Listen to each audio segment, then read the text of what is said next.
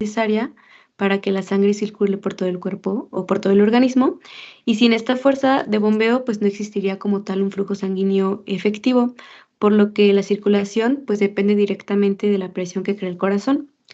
En el caso de la segunda, pues mantiene el gasto cardíaco, que pues el gasto cardíaco es la capacidad de sangre que el corazón puede expulsar por minuto y resulta como tal de la frecuencia cardíaca por el volumen sistólico. Y pues este gasto no es como tal fijo, sino que se puede ajustar, depende de las necesidades de cada cuerpo, por ejemplo, durante el ejercicio o durante el estrés.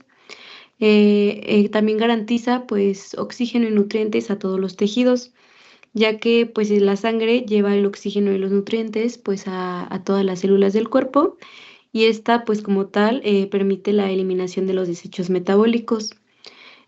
Funciona en coordinación con el retorno venoso. Pues como tal, el corazón pues no bombea de manera independiente, sino que lo hace con, pues sí, en función o con ayuda de la sangre, que es la que ayuda a que regrese como tal por el sistema venoso.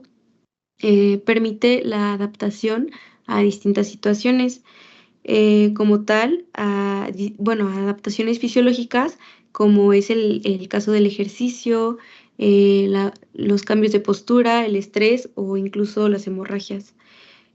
Su falla pues puede comprometer a todo el organismo porque pues puede disminuir como tal la perfusión tisular y hace que el organismo pues active como mecanismos compensatorios, y si se mantiene pues puede llegar a provocar o llevar insuficiencia cardíaca. Siguiente, por favor. Bueno, pues como tal, la función principal pues es impulsar la sangre de forma continua y rítmica a través de los vasos sanguíneos para abastecer de oxígeno y nutrientes a todas las células del cuerpo. Por ejemplo, durante el ejercicio, pues los músculos necesitan más oxígeno y energía, y pues la bomba cardíaca pues responde aumentando la frecuencia y la fuerza de contracción del corazón.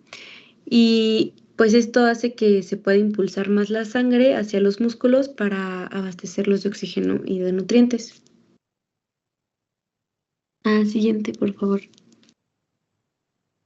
Bueno, y como tal, relevancia para la vida, pues una es que permite la perfusión tisular, y esta pues va a asegurar que todos los órganos reciban los nutrientes necesarios para el funcionamiento del cuerpo. También mantiene la función de los órganos vitales, pues como tal ayuda bueno, sostiene la actividad de ciertos órganos como lo es el cerebro, el corazón o los riñones. Y si esta falla, pues puede provocar un deterioro. Bueno, alguno de estos fallan por culpa del corazón, pues puede provocar algún deterioro rápido de estos órganos. Y pues es indispensable para la supervivencia, ya que pues la ausencia de este bombeo cardíaco puede llegar a causar hipoxia celular, que pues la hipoxia celular es la disponibilidad insuficiente de oxígeno en las células, y esto pues puede conducir rápidamente a una muerte. Ajá, entonces, ay, perdón, hay que te interrumpa. Pues prácticamente el corazón no solo no es importante nada más porque late, sino que porque es capaz de mantener el gasto cardíaco, ¿no? Y el gasto cardíaco es lo que realmente pues mantiene vivos a los demás órganos. Entonces, por ejemplo, cuando un paciente han escuchado que le dicen tiene choque cardiogénico, a lo mejor hasta lo han escuchado en una serie de medicina, ¿no? Por alguna insuficiencia cardíaca, como lo dijo su compañera, o porque a lo mejor tuvo un infarto agudo al miocardio, pues lo primero que se compromete es la perfusión tisular. ¿Y quién es el que lo lleva? Pues él mismo, el corazón, los riñones y el cerebro, que son los tejidos que ocupan más oxígeno, ¿sí? A lo mejor, por ejemplo, nadie se preocupa por la piel, ¿no? Porque la piel dice, no, pues yo otorgo mi sangre para que, o mi oxígeno, para que los riñones, el cerebro y el mismo corazón se mantenga, ¿no? Pero entonces los primeros que les puso ahí su compañera, que los primeros que le batallan, pues van a ser estos órganos, los que son más oxígeno dependientes. Entonces, por eso es importante el corazón, porque es el que mantiene el gasto cardíaco a nivel, o la perfusión tisular, pues en todos estos órganos. Eso si falla, pues todos los demás luego se ven afectados, ¿no? Está bien. Síguele, doctora.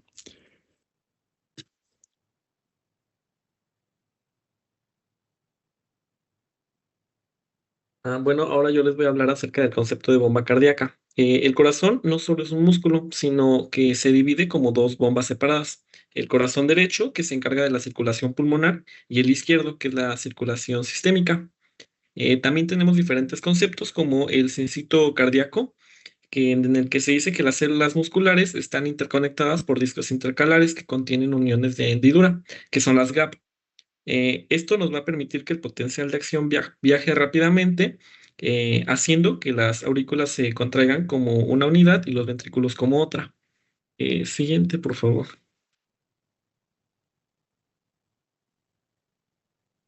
Ahora, ¿cuál es el objetivo de la bomba cardíaca? El objetivo final es el gasto cardíaco, que es la cantidad de sangre que se bombea a la aorta por cada minuto. Este tiene un aproximado de 5 litros por minuto en adultos. ¿Esto a qué nos va a ayudar? Nos va a ayudar a la atención de las necesidades tisulares, ya que la regulación del flujo no depende solo del corazón, sino también de los tejidos. Pues el corazón va a responder automáticamente al retorno venoso.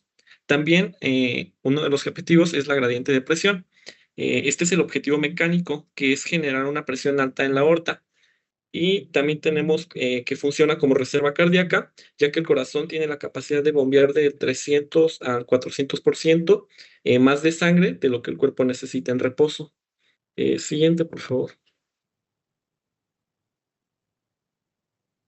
Ahora tenemos el trabajo continuo del corazón. El trabajo de la bomba es hacer el trabajo mecánico sobre la sangre. El corazón nunca descansa debido a su ritmicidad intrínseca y su capacidad de adaptación constante. Tenemos el trabajo de presión, en el que se eleva la presión de la sangre para vencer la resistencia del sistema vascular y empujarla hacia adelante.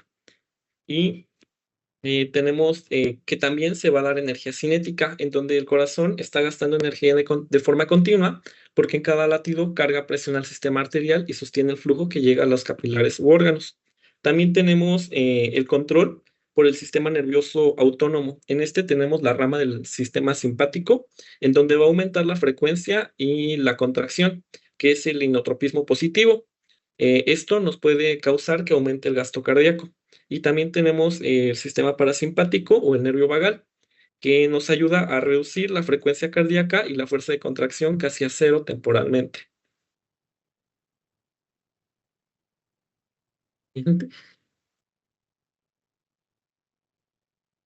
Bueno, a continuación vamos a presentar los componentes funcionales de la bomba cardíaca. Como ya lo habían mencionado, el corazón es una bomba muscular autorregulada, la cual está diseñada para mantener el flujo continuo y unidireccional. Los componentes que la conforman son las aurículas y los ventrículos. Cada lado tiene una aurícula, que es que es la bomba de llenado, y un ventrículo, que es la bomba de eyección. Las aurículas tienen tres funciones clave, que son de reservorio, conducción y la bomba de cebado. El reservorio es el que va a almacenar la sangre durante la contracción ventricular. La conducción va a ser la que va a permitir el paso pasivo de sangre hacia los ventrículos durante la diástole temprana. Y la bomba de cebado, que esta es la otra parte de la contracción auricular, la cual va a aportar entre el 20 al 30% restante del llenado ventricular. Este suele suceder especialmente cuando una persona realiza ejercicio o se encuentra en frecuencias cardíacas elevadas. Ahora, los ventrículos se les conoce como bombas verdaderas del corazón, ya que tienen un impulso mucho más fuerte. Se dividen en dos: el ventrículo derecho, que este va a bombear la sangre a la circulación pulmonar y al igual va a trabajar contra la resistencia. Sus paredes van a ser más delgadas. Y el ventrículo izquierdo, que este va a bombear la sangre a la circulación sistémica, va a trabajar con alta resistencia y sus paredes van a ser mucho más gruesas. De los ventrículos, su función principal es generar suficiente presión para que pueda impulsar la sangre hacia los demás tejidos. Siguiente.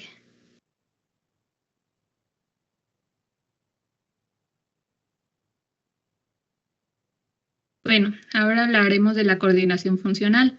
La bomba cardíaca funciona gracias a una secuencia temporal y precisa de contracción y relajación, que se le conoce como ciclo cardíaco. Esto es todo lo que ocurre en un latido desde que el corazón se relaja, se llena y vuelve a contraerse para impulsar la sangre.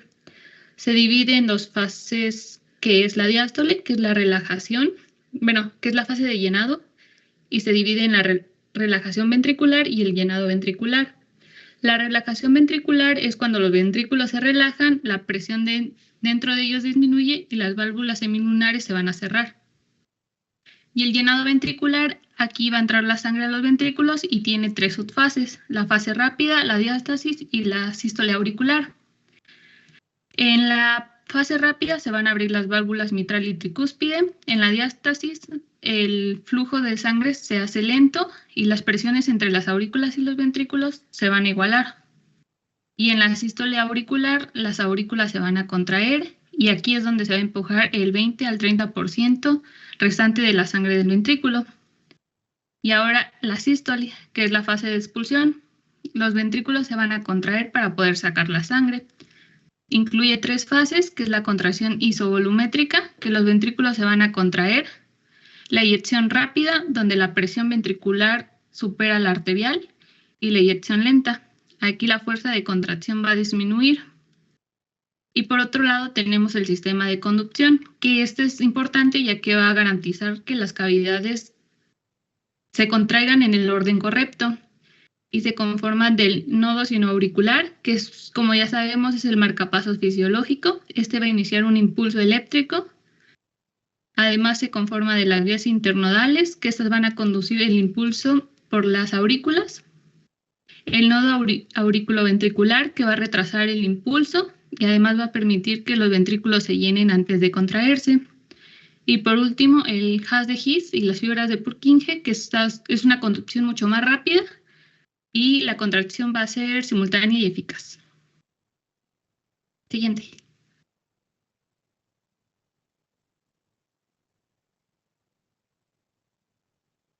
La dirección del flujo sanguíneo. El flujo sanguíneo es unidireccional, es decir, que va a ir hacia una sola dirección y es asegurado por las válvulas cardíacas y las diferencias de presión. Esas se conforman de las válvulas auriculoventriculares, que tenemos la válvula tricúspide, que está en la derecha, la válvula mitral, que está en la izquierda, y estas tienen como función abrirse durante la diástole ventricular y cerrarse al inicio de la sístole ventricular. Al igual van a evitar el reflujo hacia las aurículas. Y las válvulas semilunares, que se conforman de la válvula pulmonar y la válvula aórtica, que estas tienen como función abrirse durante la eyección ventricular y se van a cerrar al inicio de la diástole. Estas van a hacer que se impida el reflujo desde las arterias hacia los ventrículos. Entonces, las válvulas no se abren porque sí, ¿no? Las válvulas se van a abrir porque la presión dentro de las cavidades las obliga a abrirse, ¿sale? Entonces, en el corazón, la sangre siempre obedece a gradientes de presión, nunca propiamente a órdenes anatómicas. Siempre es por el llenado de las cavidades, ¿sale? Ahora sí, ya si quiere seguir, doctora.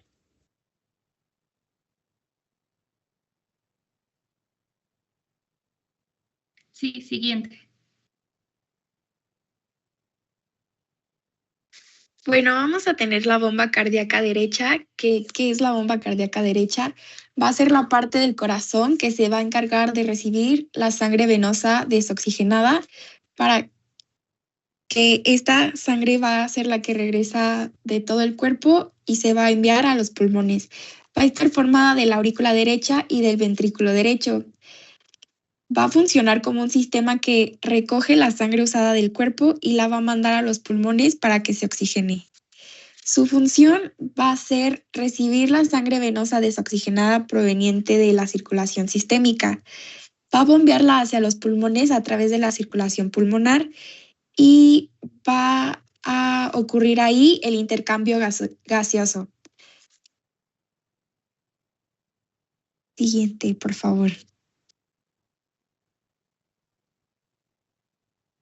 Muy bien, vamos a tener su recorrido, que el primer paso va a ser la llegada de sangre al corazón. La sangre venosa va a llegar desde todo el cuerpo hacia el corazón a través de la vena cava superior y de la vena cava inferior, que ambas van a desembocar en la aurícula derecha.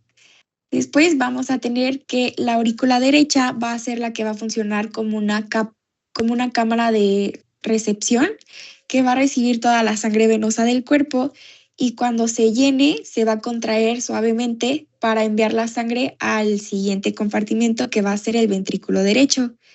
La sangre va a pasar de la aurícula derecha al ventrículo derecho a través de la válvula tricúspide.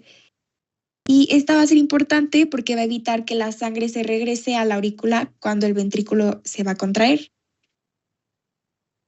Vamos a tener la sístole ventricular derecha, que durante la sístole el ventrículo derecho se va a contraer y la sangre va a ser impulsada hacia la válvula pulmonar. Esa válvula se va a abrir y va a permitir el paso de la sangre hacia la arteria pulmonar. El ventrículo derecho no va a necesitar tanta fuerza porque solo va a enviar la sangre hacia los pulmones. O sea, su trayecto va a ser más corto. Y vamos a tener la arteria pulmonar y los pulmones, que va a ser cuando la sangre va a salir del corazón a través de la arteria pulmonar y va a llegar a los pulmones. Y en los capilares de los pulmones va a ocurrir la oxigenación, que va a ser el intercambio gaseoso, donde va a salir el dióxido de carbono y va a entrar el oxígeno. Y va a ser la única arteria del cuerpo que va a transportar la sangre desoxigenada. Entonces, si se dan cuenta, pues la bomba derecha trabaja, a pesar de que sí también trabaja bajo cierta gradiente de presión, pues va a trabajar menos gradiente de presión versus la izquierda que ahorita nos van a explicar sus compañeros. Aquí los capilares pulmonares son frágiles, entonces no son capilares muy resistentes como en el lado izquierdo pues del corazón. Entonces fácilmente si esta presión capilar pulmonar sube, es cuando el paciente presenta congestión pulmonar, ¿no? A lo mejor ya ahora que estén en sus prácticas irán viendo que los pacientes que tienen EPOC o los pacientes que tienen alguna enfermedad pulmonar crónica y que tienen cierto daño en sus capilares pulmonares, tienen presiones pues anormalmente elevadas de sus capilares y se vuelven frágiles. Y entonces fácilmente la presión sube y estos pacientes fácilmente se congestionan y después pues prácticamente terminan con datos algunos de hipertensión pulmonar y al final de cuentas, ¿quién termina siendo el afectado? El corazón derecho, ¿no? Entonces, ¿por qué estos capilares no responden a grandes presiones? A pesar de que sí lo hacen, porque todo responde bajo gradientes de presión, va a ser mucho menos ahorita que vean pues cómo funciona la bomba izquierda, ¿sale? Ahora sí. Gracias. Siguiente, por favor.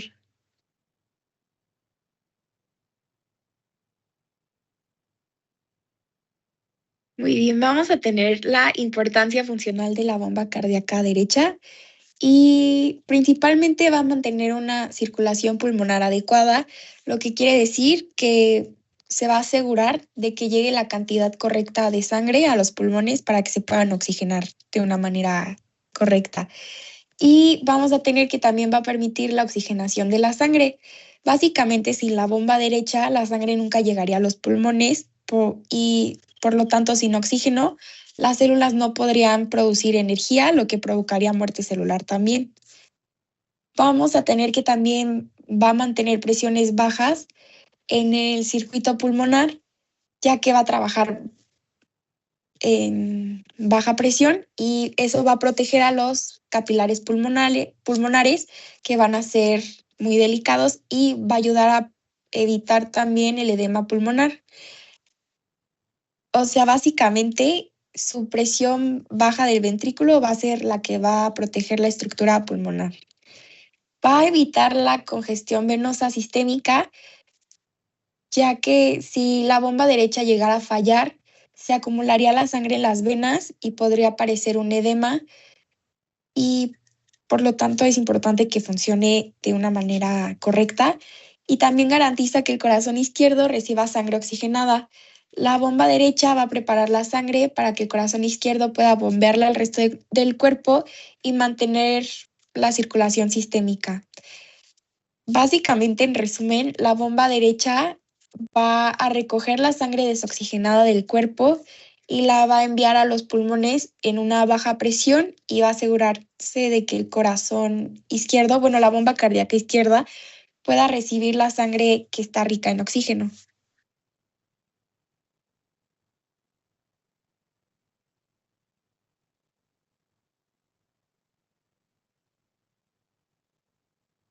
Bueno, ahora vamos a ver la bomba cardíaca izquierda. A diferencia del lado derecho, la bomba cardíaca izquierda está diseñada para trabajar contra una resistencia mucho mayor, ya que pues impulsa la sangre hacia toda la circulación sistémica y es por eso que el ventrículo izquierdo va a tener una pared muscular mucho más gruesa para poder permitirle generar mayor fuerza y mayor presión contra los vasos. Su funcionamiento depende de una contracción tanto eficaz como coordinada, como el correcto cierre y apertura de las válvulas, sobre todo la mitral y la aórtica, las cuales van a asegurar que el flujo sanguíneo sea unidireccional, es decir, que pues no se regresen, ¿no? Y pues la bomba cardíaca izquierda va a ser el principal motor del sistema cardiovascular, ya que su función, de que su función se lleve a cabo de forma normal, depende que la sangre oxigenada pueda ser impulsada de manera eficiente hacia todo el organismo. Y la que sigue, por favor.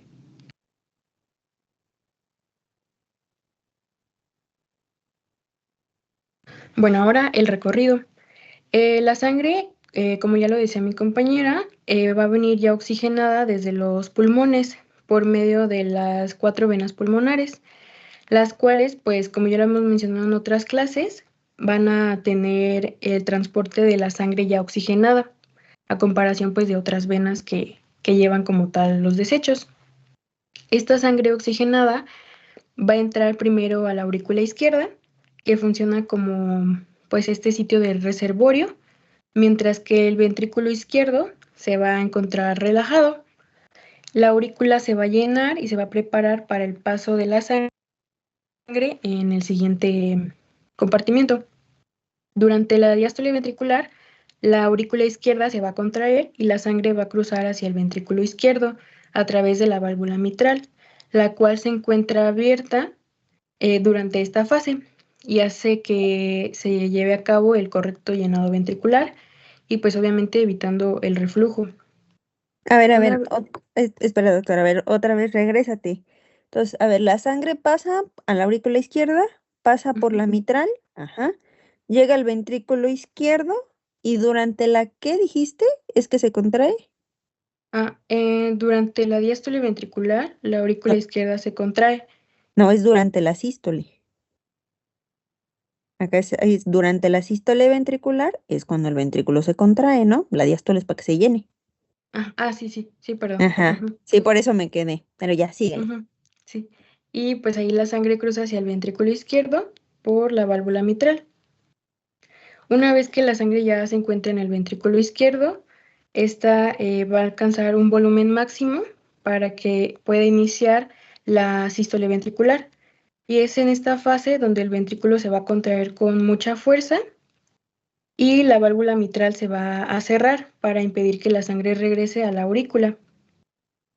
Y cuando la presión ventricular supere esta presión de la aorta, va a abrir la válvula aórtica. Y es en ese momento donde la sangre se va a expulsar hacia la aorta, hacia el callado y pues a todas sus ramas, para que pueda ser distribuida a los tejidos y pues permita el intercambio de oxígeno, nutrientes y la perfusión tisular. Y la que sigue.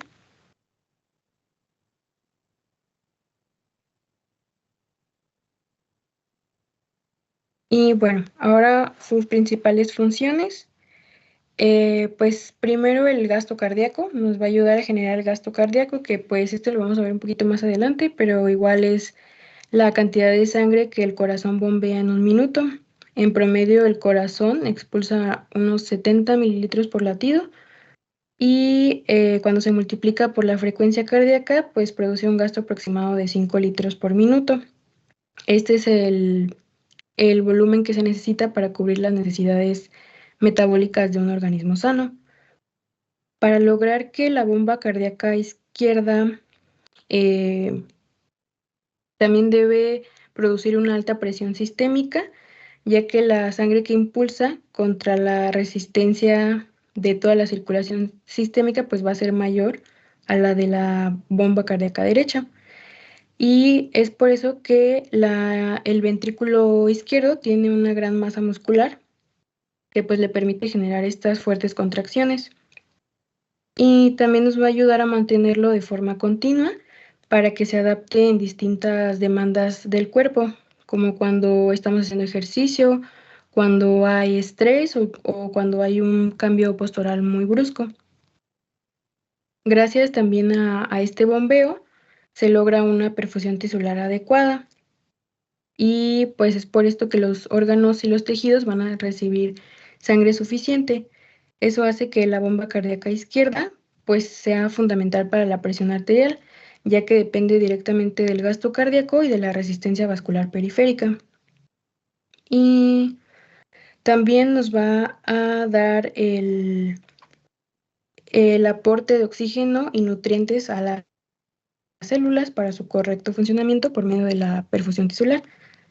El ventrículo izquierdo va a consumir más oxígeno que el ventrículo derecho y es por esto que el ventrículo izquierdo puede ser más susceptible a daño, como en la hipertensión arterial, donde el corazón tiene que trabajar con una presión más elevada, o el infarto agudo al miocardio, en el que se compromete su irrigación, y pues la insuficiencia cardíaca, en la que se puede llegar a perder la capacidad de bombear de manera eficiente.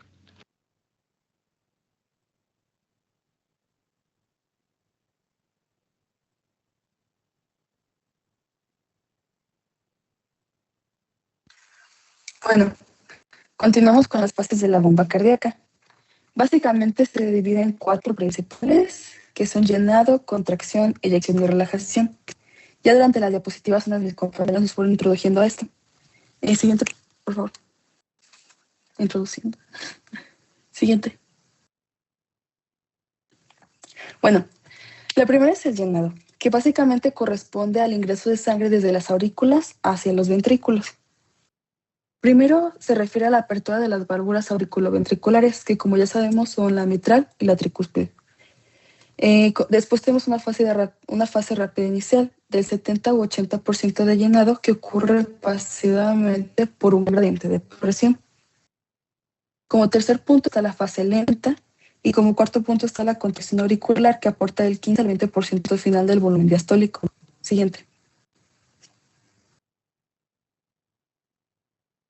Entonces, a ver, antes de que veas la siguiente diapositiva, entonces prácticamente en el llenado ventricular, el 80% del llenado del corazón se ocurre pues o se hace sin que el corazón haga absolutamente nada, solo por diferencias de presión, ¿sale? Entonces, lo que quiero que entiendan es que el corazón se llena solo. El problema es cuando ya no se puede relajar para que se llene. ¿Sale? Entonces, primera esta fase, el corazón no hace nada. Solo por gradientes de presión es capaz de llenarse por sí solito. ¿Sale? A ver, ahora sí, síguele, doctora, para que aquí no se vayan a perder, pues.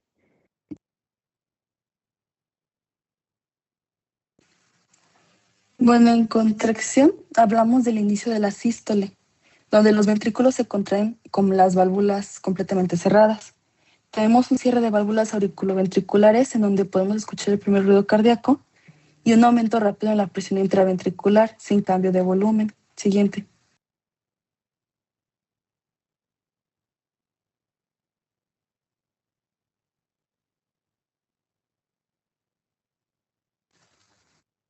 También tenemos la eyección, que es la expulsión de sangre hacia la aorta y la arteria pulmonar. Esto se refiere a la apertura de válvulas semilunares. También tiene una fase rápida y una fase lenta. Siguiente, por favor.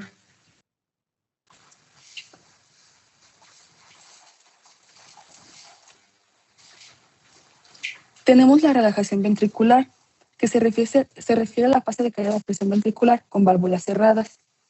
Tenemos que hay un cierre de válvulas semilunares en donde escuchamos el segundo ruido cardíaco y un descenso rápido de la presión intraventricular sin cambio de volumen.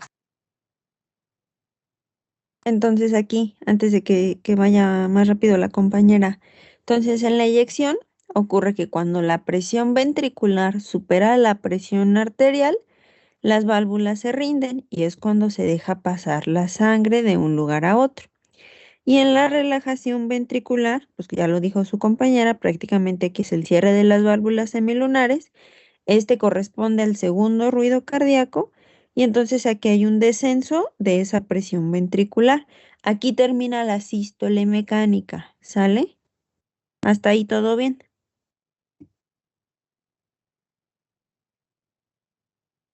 Sí, doctora. Sí, doctora. Bien, ahora sí síguele, doctora.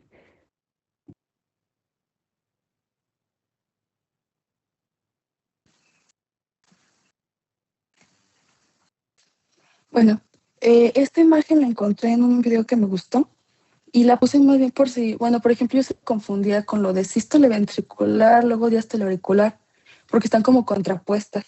Entonces, ya aquí podemos identificar que la tracción isovolumétrica y la eyección, pues son parte de la sístole ventricular. Así como estas dos, junto a la relajación isovolumétrica y el llenado ventricular pasivo, corresponden a la diástole auricular.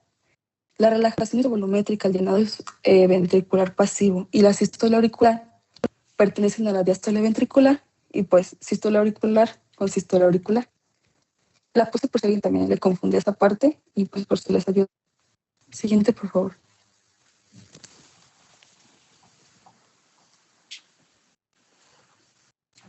Y bueno, lo que dije anteriormente se resume en este diagrama. Este diagrama lo tenemos en nuestro libro, se conoce como diagrama de Wiggers. Nada más que en el libro está como blanco y negro, yo no lo entendía. Entonces lo busqué y pues ya me ayudó a entenderlo más y siento que con este podemos comprender más el tema. Este diagrama básicamente se refiere a los cambios de volumen y presión de las cavidades que básicamente en el video mencionaban que se basan mucho en las cavidades izquierdas, pero en realidad es lo mismo en ambas cavidades, solo que como mencionaba la doctora, el corazón derecho maneja una presión menor en comparación con el izquierdo. Primero hay que ubicar todo lo que compone este diagrama, que como ya les mencioné, tenemos presión y volumen en el eje de las Y y en el eje de la X tenemos diástole y sístole. En la parte superior tenemos todas estas fases que son la de flujo de entrada rápida, diástasis, sístole auricular, contracción isovolumétrica, eyección y relajación isovolumétrica. Son básicamente las 4 que ya expliqué hace ratito, pero pues ya como más desglosadas para poder entenderlas mejor. Cada línea simboliza una cosa. Tenemos la presión aórtica, la auricular y la ventricular. Tenemos el volumen ventricular y en la rosa podemos identificar el electrocardiograma. La última, que es la negra, habla del fonocardiograma, que, bueno, lo que yo tomo más importante aquí, pues básicamente son el primer y el segundo ruidos cardíacos. Empezando con el flujo de entrada rápido, tenemos una disminución en la presión aórtica. Tenemos que también se refiere a esta apertura de las válvulas auriculoventriculares. ¿Por qué? Bueno, lo que ya mencionaba la doctora, es porque hay más presión en los atrios que en los ventrículos. Yo lo asocio como donde hay sangre hay presión.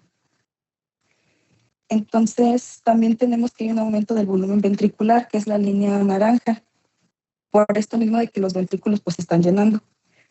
Vemos el electrocardiograma, que es la línea rosa, vemos que es isoeléctrico. Después tenemos el llenado,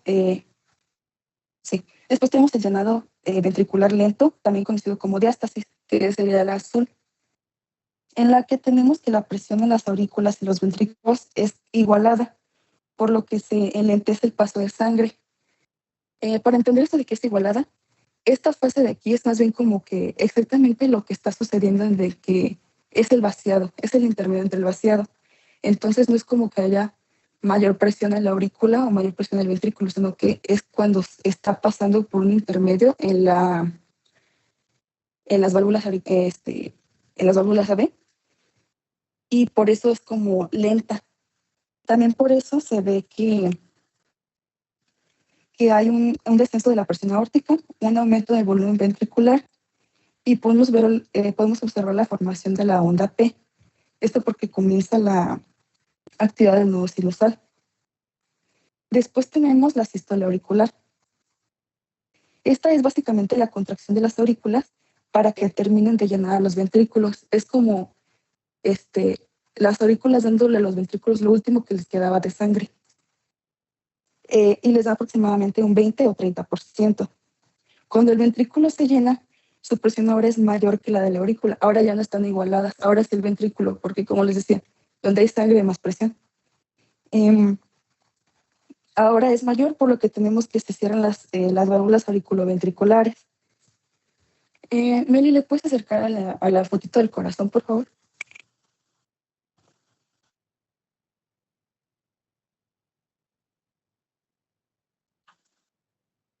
Así está. Yo, otra cosa que me confundía es que soy más visual. Entonces, cuando leo las cosas se me complica. Entonces, yo no entendía de que aquí hay menor presión, mayor presión, y aquí se abre una válvula, aquí se cierra. Entonces, cuando vi esta imagen del corazón y vi las válvulas, pues yo lo entendí más, repito, con esta imagen. Por ejemplo, en el ventrículo derecho, me imagino la presión como un globo.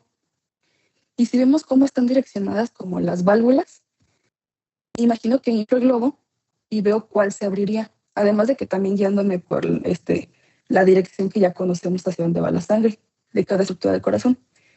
Entonces, no sé si a alguien le sirva. Yo es como cosas que me sirven.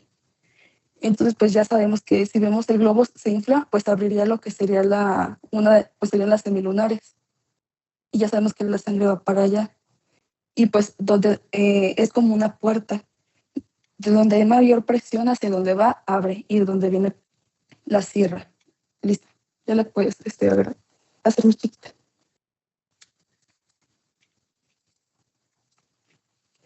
Y pues hablando todavía de la sístole auricular, pero ahora lo que podemos ver en el diagrama es que hay menor presión aórtica, o sea, va disminuyendo, aumenta la presión de los atrios, aumenta el volumen ventricular y podemos observar el segmento PQR.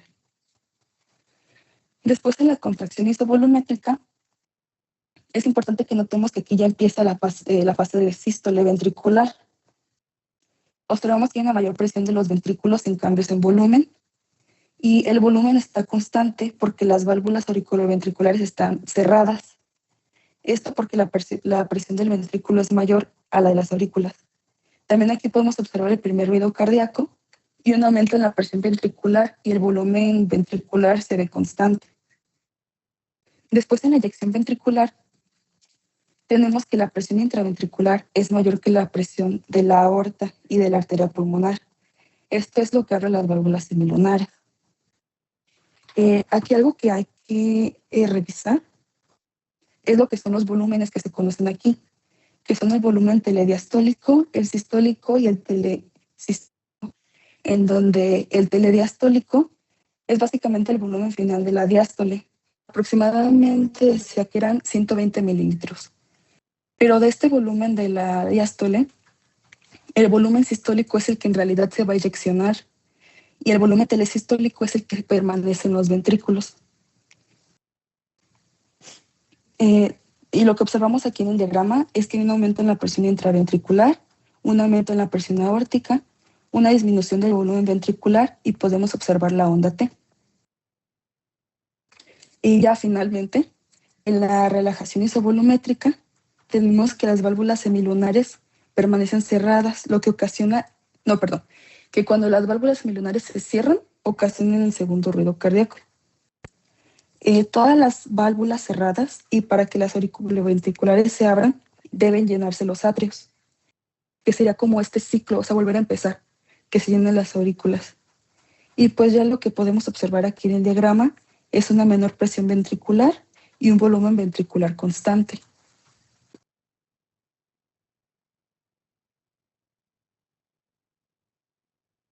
Listo.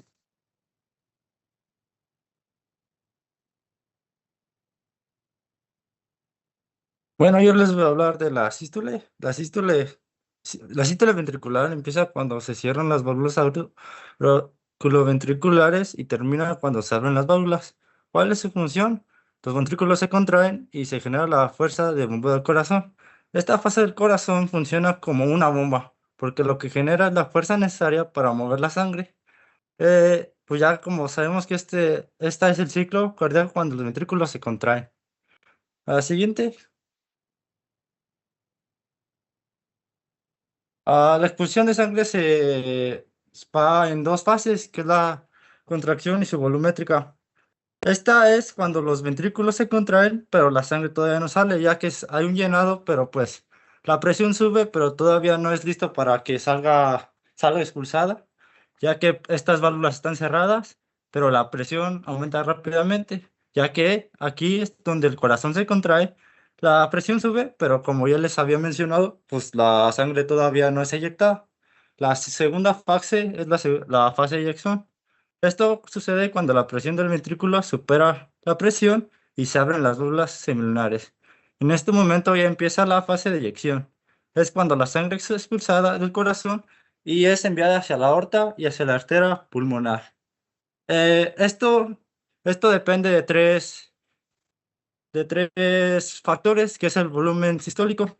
Se preguntarán qué es el volumen sistólico.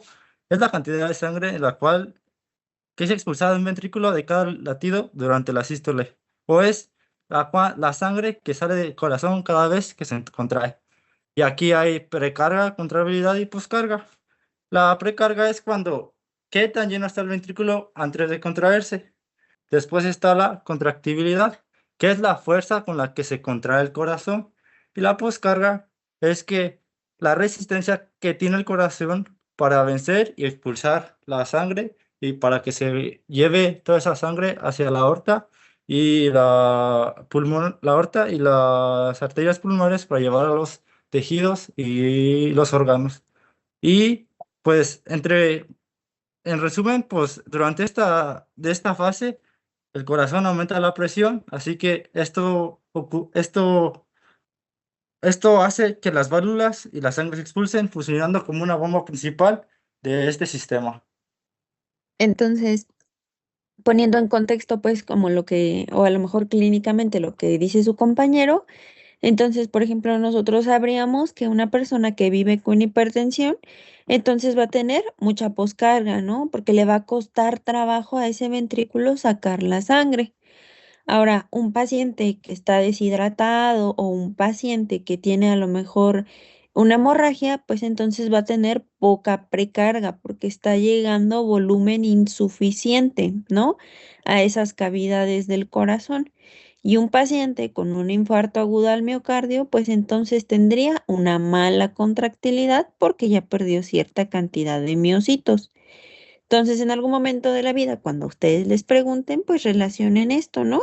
Ya cuando uno lo ve así o lo explica más o menos así como lo dijo su compañero, pues la precarga es cuánto llega, la contractilidad, con qué tanta fuerza contrae ese corazón y la poscarga, pues qué tan difícil es para ese corazón sacar la sangre. Nosotros, por ejemplo, cuando hablamos de ventilación mecánica en medicina interna, a nosotros, yo me acuerdo mucho que nos preguntaban, ¿no? A ver, ¿y si le haces esto al ventilador? ¿Qué fase del ciclo o qué le vas a mejorar o qué le vas a empeorar al corazón, ¿no? Y nos hacían entender eso mucho le empeoro la poscarga, le mejoro la precarga, porque ciertos volúmenes del ventilador perjudican al corazón. Yo les pongo pues estos ejemplos porque es algo que ustedes van a ver, ¿no? Todos los días van a ver pacientes con hipertensión y hay pacientes con hipertensión que no se cuidan y terminan teniendo pues alteraciones ya en este ciclo y entonces tienen problemas de la poscarga. Entonces, por eso les pongo, el hipertenso tiene mucha poscarga, el deshidratado o el que viene sangrando tiene poca precarga y el infartado pues ya se le afectó la contractilidad. Sí, todo esto es para que ustedes pues tengan ejemplos clínicos en los que se puedan basar y no nada más lo entiendan pues así como, o bueno, no sé, a mí me servía mucho, así como su compañera que dice que para ella si no lo ve, no lo entiende. Yo a veces cuando lo leo también, si yo no me pongo ejemplos clínicos, a veces cuesta un poquito de trabajo entender, pero para que quede claro ahorita lo que dijo su compañero, que pues es una parte importante, ¿sale? Y ahora sí, si quieren seguir.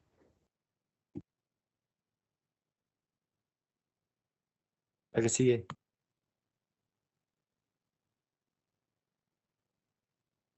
Bueno, ahora yo les voy a hablar sobre la diástole, que es una fase igual de importante durante el ciclo cardíaco, porque sabemos que sin diástole no hay un buen latido siguiente.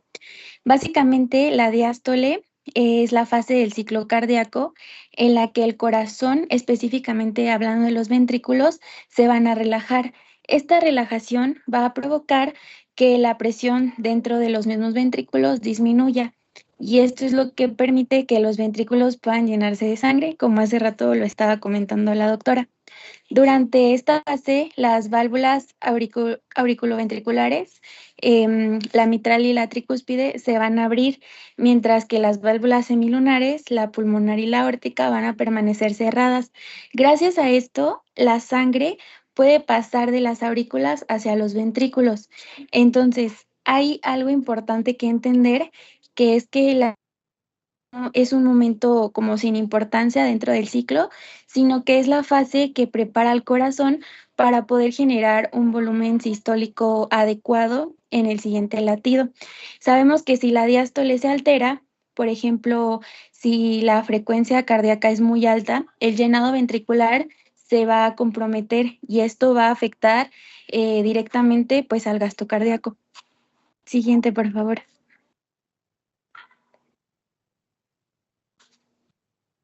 Bueno, ahora, ¿qué es el llenado ventricular? Dentro de la diástole ocurre un proceso muy clave, que es el mismo llenado ventricular, que esto se va a definir como el paso de sangre desde las aurículas hacia los ventrículos durante la diástole. Este proceso está favorecido por la relajación del ventrículo y por la disminución de la presión intraventricular. Cuando el ventrículo se relaja, la presión dentro del mismo va a bajar y se vuelve menor que la presión de la aurícula. Este gradiente de presión es el que permite que la sangre fluya de una manera o de una forma natural hacia el ventrículo sin la necesidad de una contracción activa en la mayor parte del llenado. Por esto, el llenado ventricular depende más de la cantidad de la capacidad del ventrículo para relajarse pues, de una manera correcta que de la contracción auricular en condiciones normales. Siguiente, por favor. Bueno, el llenado ventricular no ocurre todo así como de golpe, sino que se va a dividir en 3 fases. Tenemos el llenado rápido, la diástasis y la contracción auricular. El llenado rápido va a ocurrir al inicio de la diástole, las válvulas auriculoventriculares se van a abrir y va a ocurrir el llenado rápido. En esta fase entra más o menos aproximadamente del 70 al 80% del volumen total que va a tener el ventrículo al final de la diástole. Este llenado es pasivo y pues como ya lo habíamos comentado, depende del gradiente de presión entre la aurícula y el ventrículo. Luego vamos con la diástasis, que es después del llenado rápido. Viene esta fase en la que el flujo de sangre se va a volver más lento. Esto se va a dar principalmente porque las presiones entre la aurícula y el ventrículo empiezan a igualarse. Esta fase va a ser muy sensible a la frecuencia cardíaca, ya que cuando la frecuencia se eleva, aumenta demasiado, la diástasis se va a cortar o incluso en algunos casos puede llegar a desaparecer. Luego vamos con la contracción auricular, que es la que ocurre al final, conocida también como una patada auricular, que va a aportar aproximadamente del 20 al 30% final del volumen diastólico.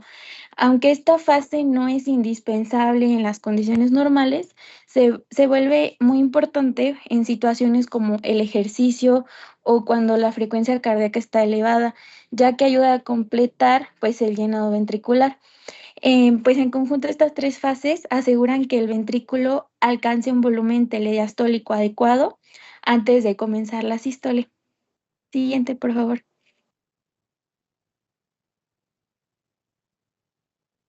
Bueno, ahora vamos con los factores que van a modificar el llenado ventricular.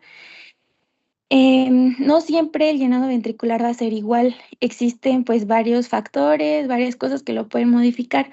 Uno de los más importantes es la relajación ventricular. Si el ventrículo no se va a relajar de la manera adecuada, la presión intraventricular se va a mantener más elevada y pues el llenado obviamente se va a dificultar.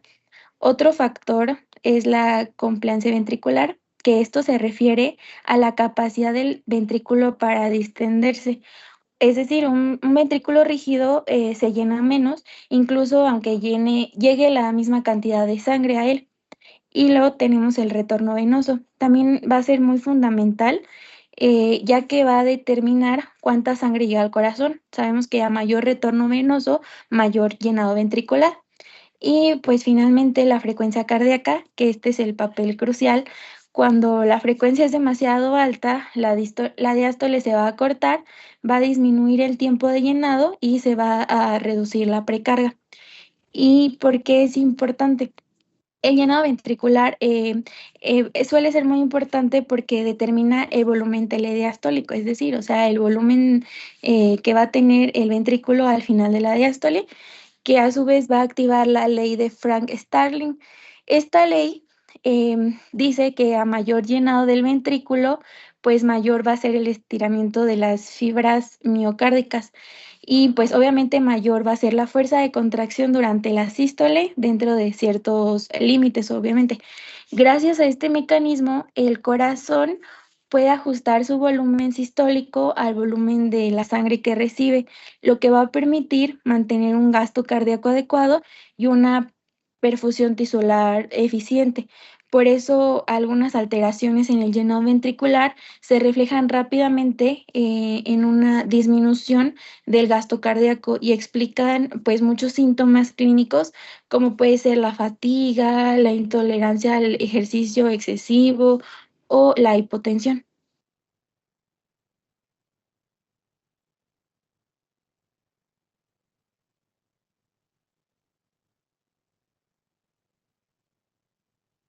Bueno, yo les voy a hablar del volumen sistólico. Nos referimos al volumen sistólico en la cantidad de sangre que expulsa un ventrículo en cada latido durante la sístole. En el volumen sistólico tenemos dos volúmenes relacionados, que es el volumen telediastólico, que es la cantidad de sangre presente al final del llenado, y el volumen telesistólico, que es la cantidad de sangre que queda después de la contracción. Por ello nos planteamos una fórmula que es volumen sistólico es igual a volumen telediastólico menos volumen telesistólico. Esta fórmula es importante ya que nos permite ver cambios en el llenado de los ventrículos o si el ventrículo se está vaciando de una mejor o peor forma, por así decirlo. La cantidad de sangre expulsada por el ventrículo en cada latido es de 60 a 100 mililitros y está determinada principalmente por tres factores que lo modifican. La precarga, que se refiere al grado de llenado y estiramiento del ventrículo al final de la diástole. Ya explicó mi compañera el mecanismo de Frank-Starling, y que básicamente es que si el ventrículo se llena más, el miocardio se va a estirar más y se va a contraer con mayor fuerza, lo que va a hacer que aumente el volumen sistólico. Cuando tenemos un aumento del retorno venoso, como por ejemplo cuando hacemos ejercicio, con él va a aumentar el volumen sanguíneo y va a aumentar la precarga y por ende sube el volumen sistólico. Al contrario, si tenemos una situación como por ejemplo de deshidratación, donde disminuye el retorno venoso, baja el llenado y por ende el volumen sistólico se va a reducir. El segundo factor es la contractibilidad, que nos referimos a la capacidad del miocardio para generar fuerza de contracción independientemente del llenado. Cuando la contractibilidad aumenta, el ventrículo expulsa más sangre y deja menos volumen residual. O sea que disminuye básicamente el volumen telesistólico. Por ejemplo, también igual cuando hacemos ejercicio y hay una activación simpática, va a aumentar este volumen. Al contrario, cuando la contractibilidad disminuye, como por ejemplo cuando hay un daño al miocardio, ya que en este daño el ventrículo no se va a vaciar bien y va a haber un aumento del volumen telesistólico y el volumen sistólico va a disminuir. Y por último tenemos la poscarga, que es la resistencia que el ventrículo debe tener para inyectar la sangre. Si la poscarga aumenta, como en una situación de hipertensión que nos mencionaban, el ventrículo le va a costar más expulsar la sangre. Se va a vaciar menos y va a haber un aumento del volumen telesistólico y por lo tanto va a disminuir el volumen sistólico. Cuando la poscarga baja, la eyección se facilita, el ventrículo se va a vaciar mejor y el volumen sistólico puede llegar a aumentar. Entonces, juntando todo esto, podemos decir que el volumen sistólico es el determinante del gasto cardíaco, junto con la frecuencia cardíaca, ya que si recuerdan, el gasto cardíaco es igual a la frecuencia cardíaca por el volumen sistólico. Si llegara a caer el volumen sistólico, el organismo va a intentar compensarlo con la frecuencia cardíaca. Pero si la frecuencia cardíaca se le va demasiado, se va a cortar la diástole, va a disminuir el llenado, va a bajar la precarga y el volumen sistólico puede caer aún más, lo que provoca una reducción en la eficacia global del bombeo.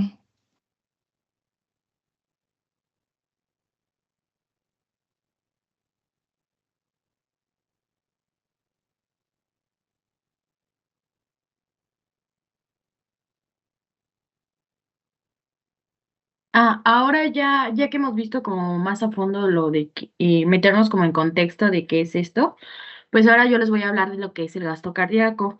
El gasto cardíaco es la cantidad de sangre que se expulsa a cada ventrículo durante un minuto. O sea, que es el flujo por minuto que sale del ventrículo hacia lo que es la circulación. Piensen como el corazón como si fuera una bomba. Cada latido va a expulsar una porción de esta sangre, que va a ser el volumen sistólico. Si juntas lo que bombea en todos los latidos de un minuto, eso es el gasto cardíaco. Y ahí les comento que se expresaba en litros sobre minuto. Y en condiciones normales, el gasto cardíaco es igual o similar a lo que es el retorno venoso. ¿Por qué? Porque este es un sistema, es un circuito cerrado, entonces tiene que regresar. Y esto es como un dato, en reposo en un adulto sano suele rondar aproximadamente 5 litros por minuto, pero obviamente varía según el tamaño, el estado físico, sexo, como ese tipo de variables. Entonces, como para englobar todo eso, podríamos decir que es una variable central que define cuánta sangre llega a los órganos cada minuto. Siguiente, por favor.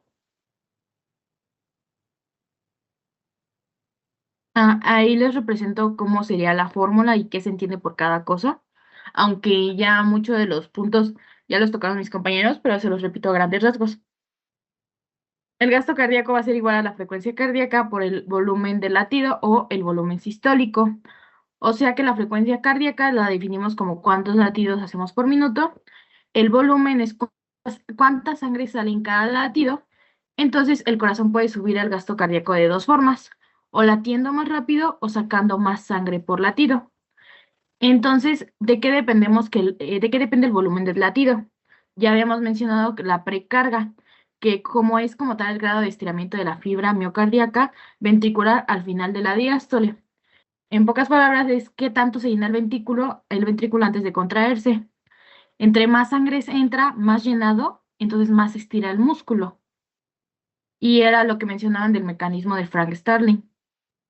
Luego con la contractilidad, ahí lo mencionamos como la capacidad del ventrículo de contraerse.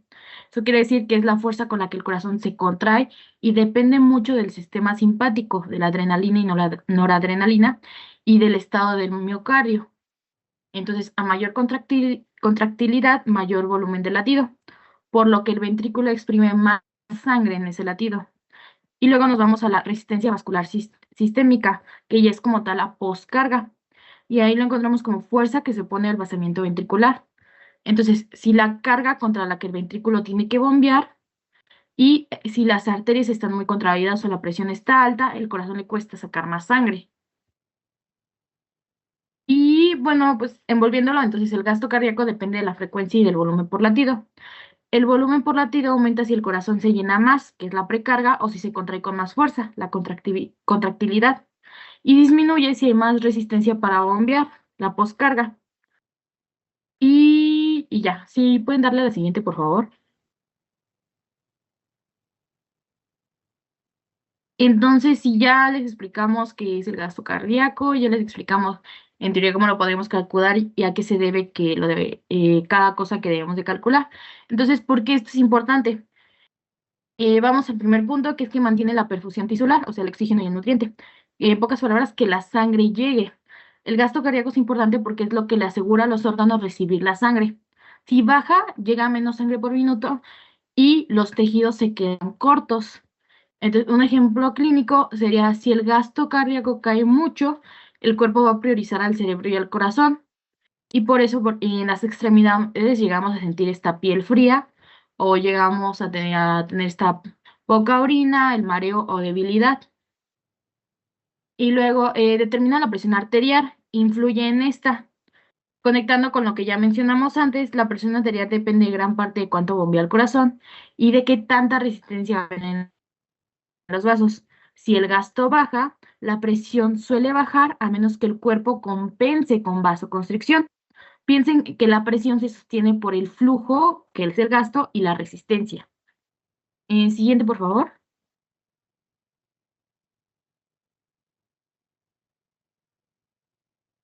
Ahora se va a ajustar a la demanda metabólica, o sea, a un estado de reposo o de ejercicio. El gasto cardíaco cambia según lo que el cuerpo necesita.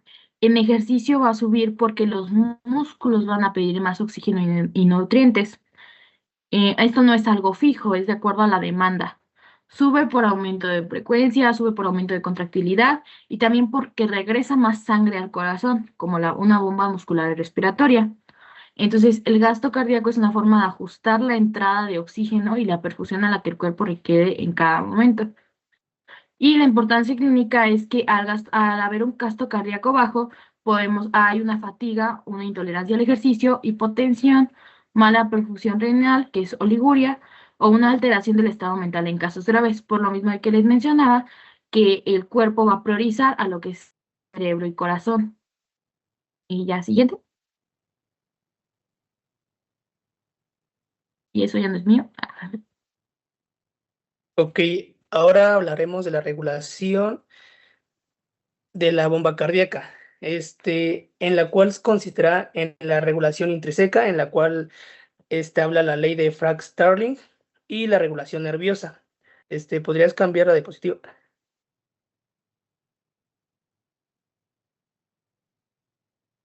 Ok, en la regulación intrínseca, va a entrar lo que es la zona ajusta la fuerza con la que se contrae según la cantidad de sangre que recibe.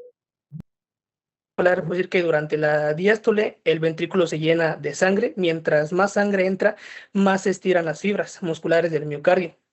Puede decirse que el estiramiento hace que las fibras se contraigan con mayor fuerza en la sístole, expulsando un mayor volumen de sangre. En pocas palabras, es de que si recibe más sangre, se contrae más fuerte. Si recibe menos, se contrae con menor fuerza. Este ajuste ocurre de forma automática. Es que quiere decir que no necesita la necesidad de un control nervioso ni hormonal. Entonces, ahora sigue la regulación nerviosa. Va a ser por el sistema nervioso autónomo. Aquí se va a dividir en dos, en el sistema simpático y en el sistema parasimpático. En el sistema simpático, sus fibras nerviosas, inervan lo que es el nodo sinoauricular, el nodo auriculoventricular y el miocardio. El sistema nervioso simpático, prepara al organismo para situaciones de actividades, estrés o ejercicios. Lo que hace es que cuando se activa el simpático, libera noradrenalina, lo cual actúa sobre los receptores beta.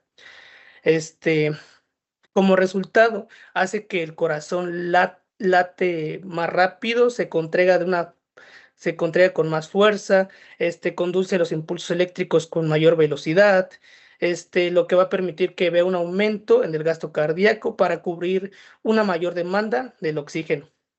Mientras que en el parasimpático, es lo contrario. Va a ser que predomina en condiciones de reposo. Puedo decir que su principal vía es el nervio vago, lo que va a inervar el nodo sinoauricular, el nodo auriculoventricular. Al activarse el parasimpático, va a hacer que se libere acetilcolina. Este va a actuar sobre los receptores muscarínicos, que provoca que el corazón disminuya su frecuencia, reduzca la velocidad de conducción del impulso eléctrico y lo que va a hacer que vea una disminución en la fuerza de contracción muscular. Y esto permite que ahorre energía y mantener un gasto cardíaco bajo cuando el organismo esté en calma. Bueno, en adaptación dinámica, lo que se refiere es que el cuerpo tiene la capacidad para ajustar la presión arterial en respuestas a cambios en posición del cuerpo. Un ejemplo de esto es cuando al estar de pie, el cuerpo necesita más presión para que la sangre llegue al cerebro. Al contrario, al acostarse, el cuerpo necesita menos presión porque la sangre fluye más fácil. Sería todo.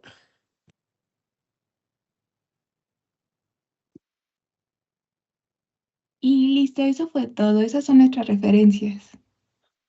Muy bien. Pues en realidad tus compañeros sí trataron de explicar como varias veces, ¿no? Todos los mecanismos de regulación que tiene la bomba cardíaca, qué significa exactamente la sístole, qué significa la diástole, por qué es importante cada componente del gasto cardíaco. Entonces, este tema es largo y la verdad es que es repetitivo versus los otros que hemos visto, pero así lo marca su temario. Entonces, está bien, creo que dieron un tema bastante completo. No sé si alguien tenga alguna duda o pregunta para mí o para sus compañeros.